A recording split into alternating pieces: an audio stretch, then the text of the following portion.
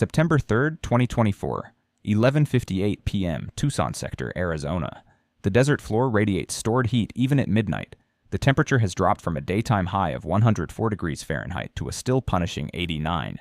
Creosote and mesquite stretch in every direction across a landscape that looks empty to the untrained eye, but is, at this moment, anything but. 17 Border Patrol agents from the Tucson sector's Specialist Tactical Unit are positioned in a dispersed surveillance formation across a 3-mile corridor of Sonoran Desert scrubland, 14 miles north of the international boundary, west of the unincorporated community of Aravaca in southern Pima County. They have been in position since 6:30 p.m., concealed in ground-level observation hides camouflaged with native vegetation.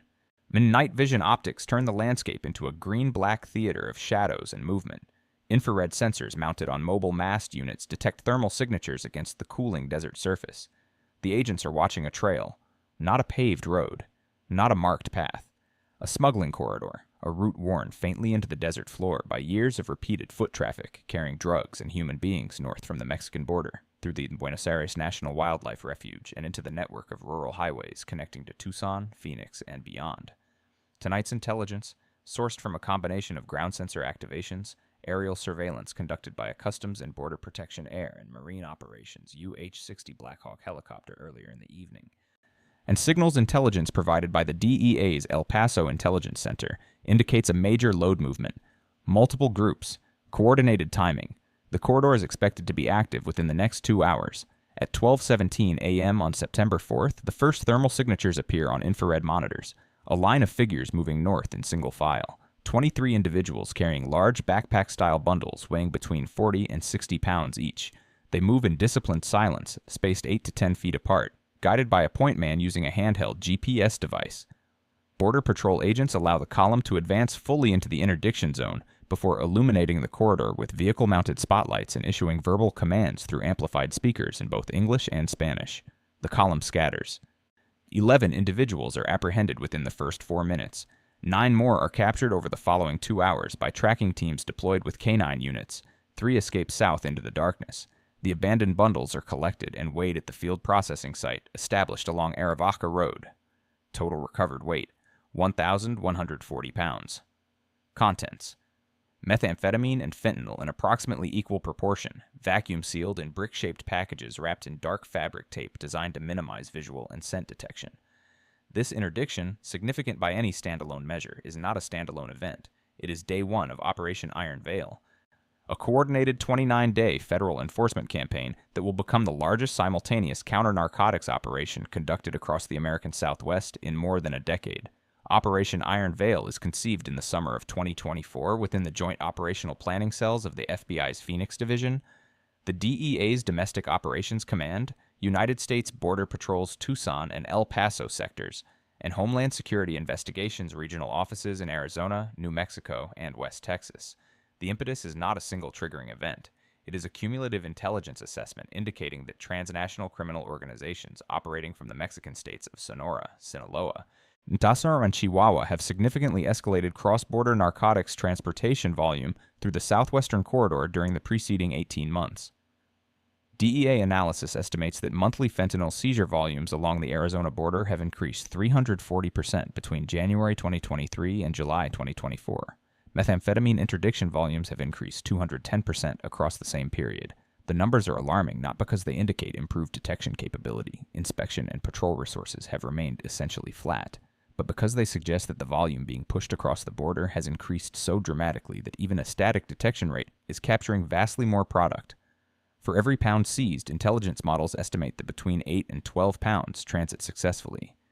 The operational design of Iron Veil reflects a strategic departure from conventional border enforcement methodology.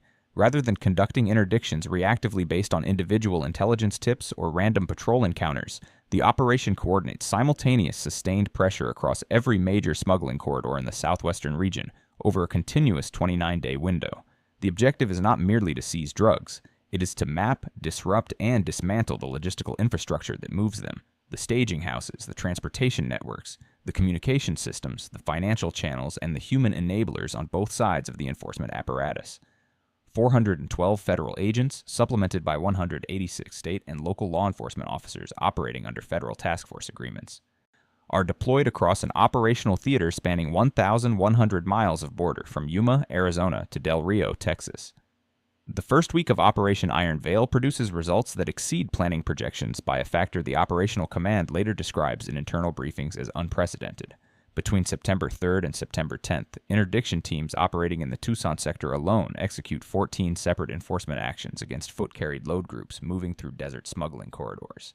Combined seizures for the first week in the Tucson sector: 3,200 pounds of methamphetamine and fentanyl. 67 individuals apprehended, including 12 identified by DEA intelligence as paid guides employed directly by cartel transportation cells.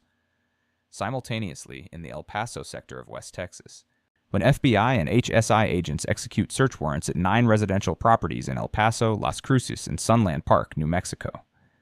These properties, identified through months of prior surveillance and financial analysis, function as stash houses, temporary storage locations where narcotics transported across the border through ports of entry concealed in commercial vehicles and passenger cars are consolidated before redistribution via long-haul transport to interior American cities. Agents recover 1,100 pounds of fentanyl, 480 pounds of methamphetamine, 210 pounds of cocaine, $4.3 million in cash, and 14 firearms from the 9 properties combined.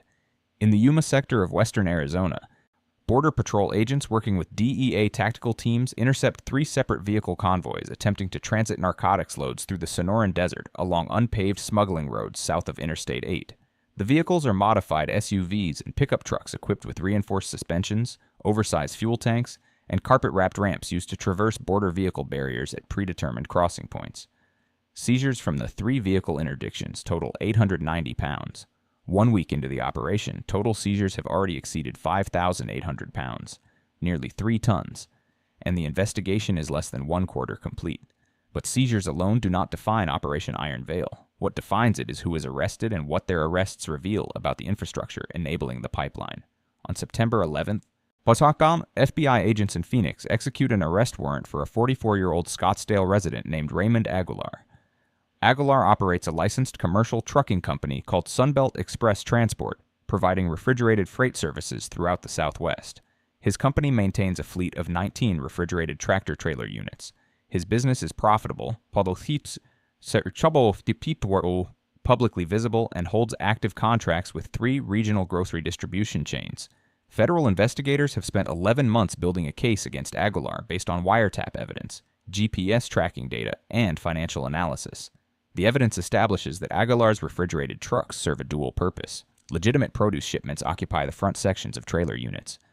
Concealed compartments fabricated behind false walls within the refrigeration units contain bulk narcotics shipments transported from border staging areas to distribution hubs in Phoenix, Las Vegas, Denver, and Albuquerque. The refrigeration system serves an additional function. Its continuous operation masks chemical signatures that drug detection canines are trained to identify, and the sealed temperature-controlled environment provides a plausible justification for declining to open trailer doors during routine roadside inspections. Aguilar's operation has moved an estimated 6,400 pounds of narcotics over the preceding 22 months. Federal prosecutors estimate revenue generated through transportation fees charged to cartel clients at approximately $31 million. Aguilar's personal financial portfolio includes 2 residential properties in Scottsdale, a vacation condominium in Rocky Point, Mexico, 3 luxury vehicles, and investment accounts at 2 national banking institutions totaling $3.7 million.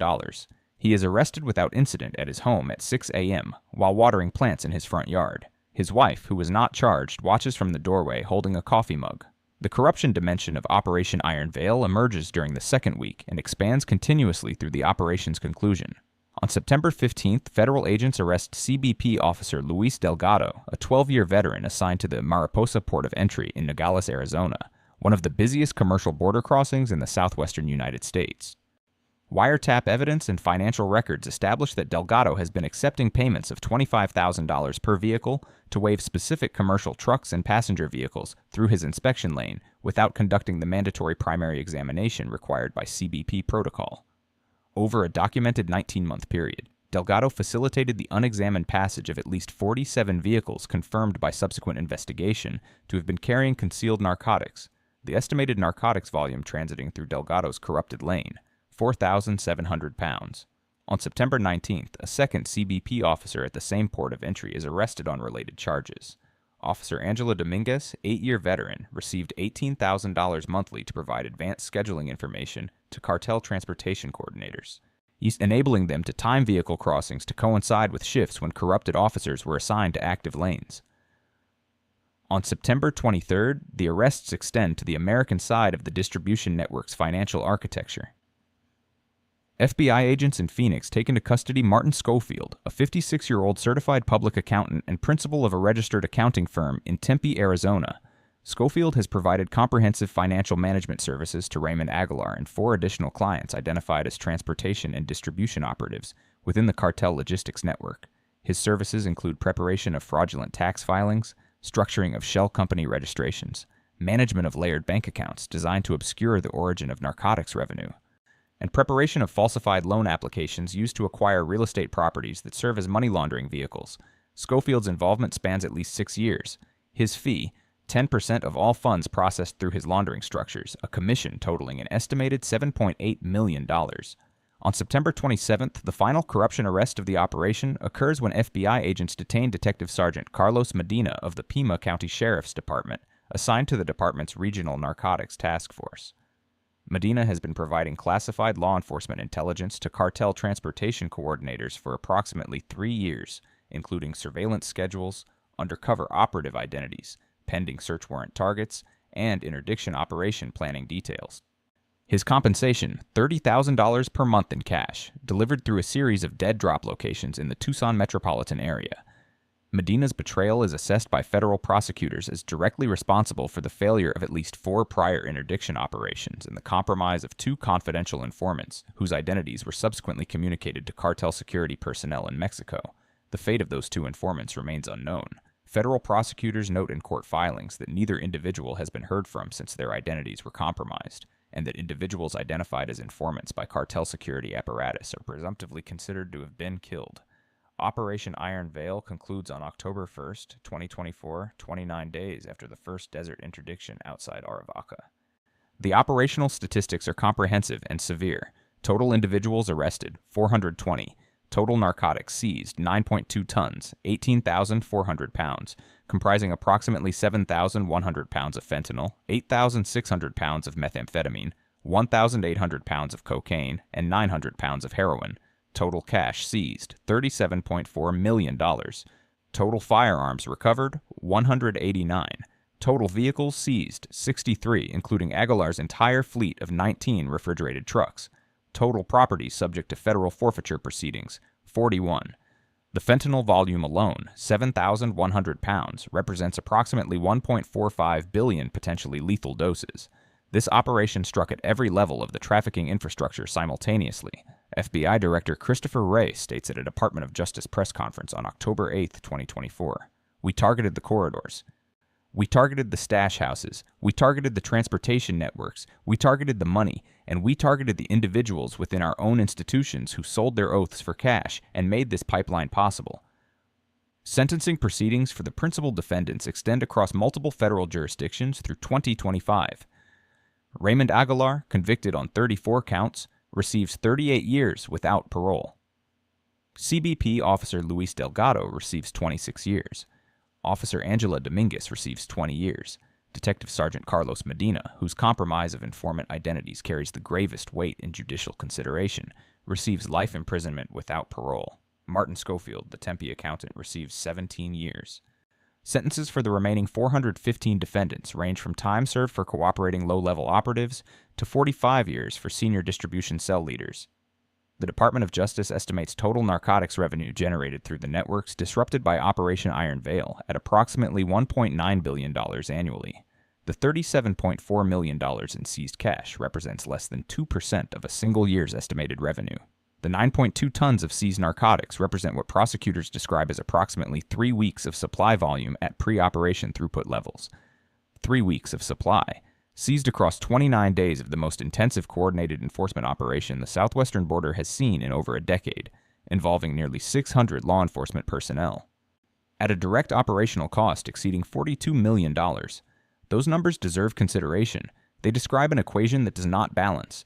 an operation of extraordinary scale, coordination, and bravery that seized 3 weeks of product from a pipeline measured in years, that arrested 420 individuals from an ecosystem that employs thousands, that identified 4 corrupted officials from institutions employing tens of thousands.